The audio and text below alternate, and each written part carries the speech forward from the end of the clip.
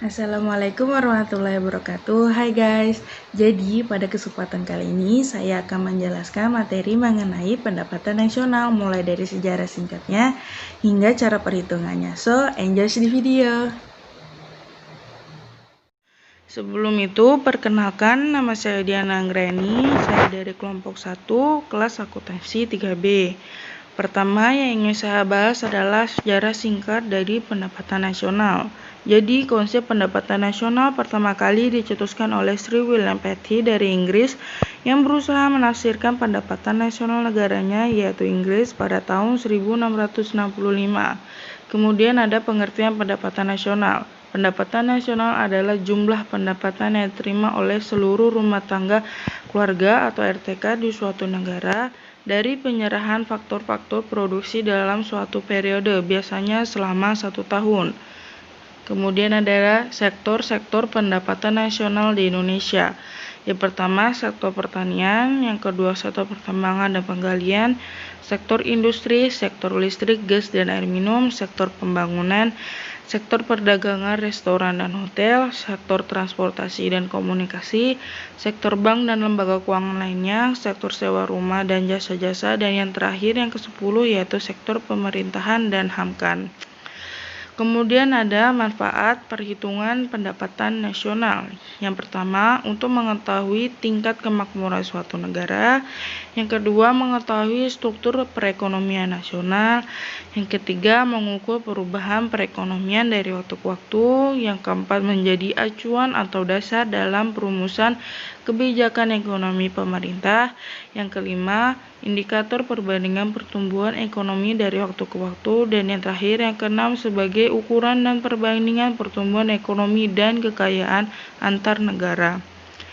Kemudian ada faktor yang mempengaruhi pendapatan nasional. Ada 3 faktor. Yang pertama, permintaan dan penawaran agregat, di mana permintaan agregat adalah seluruh permintaan atas barang dan jasa sesuai dengan tingkat harga. Sedangkan penawaran agregat menunjukkan hubungan antara keseluruhan penawaran barang-barang dan jasa yang ditawarkan oleh perusahaan-perusahaan dengan tingkat harga tertentu.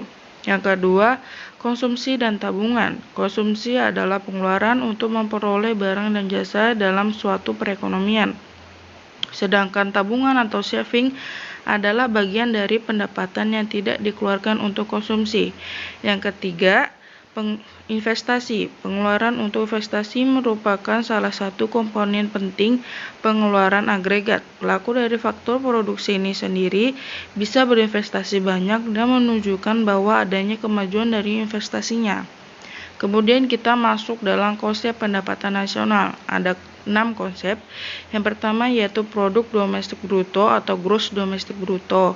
Merupakan jumlah produk berupa barang dan jasa yang dihasilkan oleh unit-unit produksi di dalam batas wilayah suatu negara atau domestik selama 1 tahun. Rumusnya yaitu pendapatan masyarakat dalam negeri ditambah pendapatan asing dalam negeri. Yang kedua ada produk nasional bruto atau gross national product, merupakan nilai produk berupa barang dan jasa yang dihasilkan oleh penduduk suatu negara selama 1 tahun, termasuk yang dihasilkan oleh warga negara tersebut yang dihasilkan di luar negeri. Rumusnya pendapatan WNI dalam negeri ditambah pendapatan WNI luar negeri dikurang pendapatan asing dalam negeri.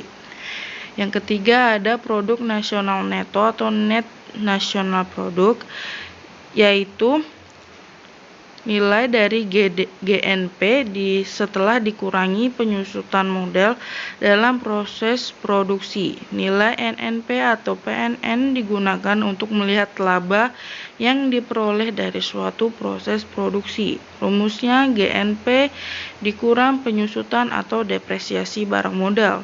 Yang keempat yaitu pendapatan nasional neto atau net national income, merupakan pendapatan yang dihitung menurut jumlah balas jasa yang diterima oleh masyarakat sebagai pemilik faktor produksi. Rumusnya NNP dikurang pajak tidak langsung.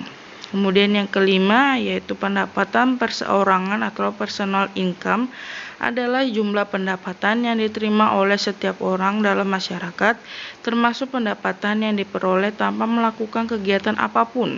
Pendapatan perseorangan juga terhitung pembayaran transfer atau transfer payment. Rumusnya yaitu NNI ditambah transfer payment dikurang laba ditahan ditambah iuran asuransi ditambah iuran jaminan sosial ditambah pajak perseorangan. Yang terakhir yang keenam yaitu pendapatannya siap dibelanjakan atau disposable income adalah pendapatannya siap untuk dimanfaatkan guna membeli barang dan jasa konsumen dan sebaliknya menjadi tabungan yang disalurkan menjadi investasi. Rumusnya PI dikurang pajak langsung. Kemudian kita masuk dalam metode perhitungan pendapatan nasional. Jadi ada 3 metode perhitungan pendapatan nasional. Yang pertama yaitu metode pendekatan pendapatan.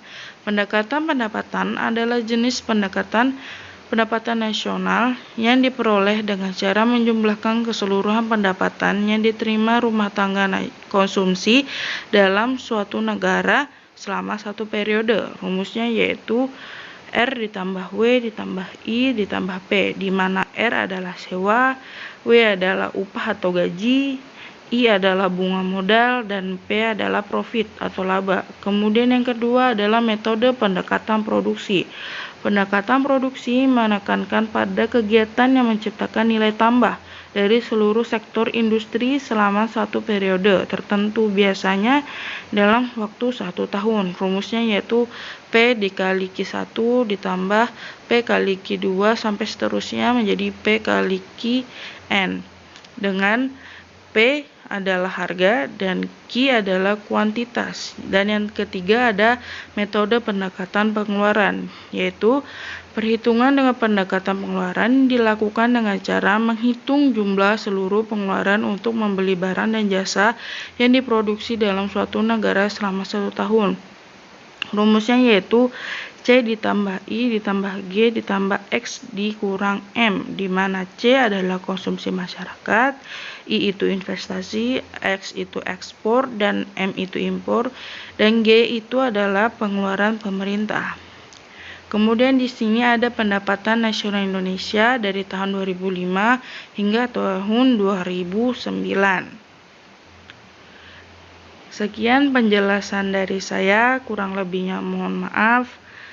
Terima kasih. Nah, itu tadi penjelasan singkat mengenai pendapatan nasional dari saya. Semoga kalian suka dengan videonya dan semoga videonya mudah dimengerti. Kurang lebihnya saya mohon maaf. Wassalamualaikum warahmatullahi wabarakatuh. Bye-bye guys.